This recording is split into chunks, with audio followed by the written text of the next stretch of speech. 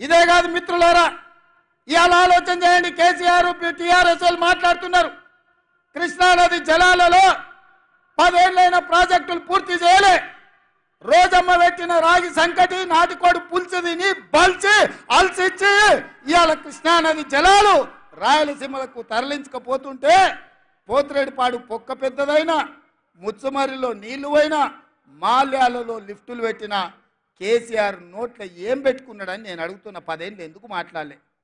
మేము వచ్చినాక కొట్లాడి మేము ఆపాలనే ప్రయత్నం చేస్తుంటే మా కాళ్ళ కట్టబెడుతున్నాడు, మా కాళ్ళు పట్టి గుంజుతున్నాడు.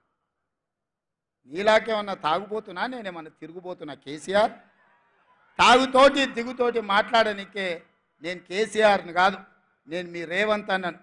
పొద్దునైనా మధ్యాహ్నమైనా రాత్రైనా అర్ధరాత్రి అయినా హోస్లో ఉండేటోని, మీ సహకారంతో జోష్లో పనిచేసేటోని. నాకా నువ్వు చదువు చెప్పేది?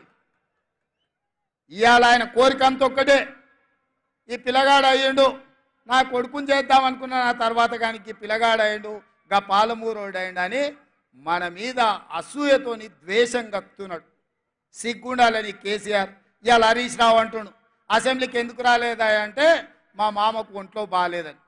ఒంట్లో బాగాలేనోడు నల్లగొండెం గాడిదలంగా ఆయనకి పోయినా అని నేను అడుగుతున్నా.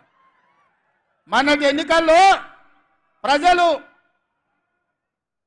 బోర్ల బొక్కలేసి బొక్కలు ఇరగొడితే ఇంట్లో వండుకోకుండా ఇవాళ సిగ్గు లేకుండా వీధుల్లో తిరిగి కాంగ్రెస్ పార్టీని తిడుతున్నాడు.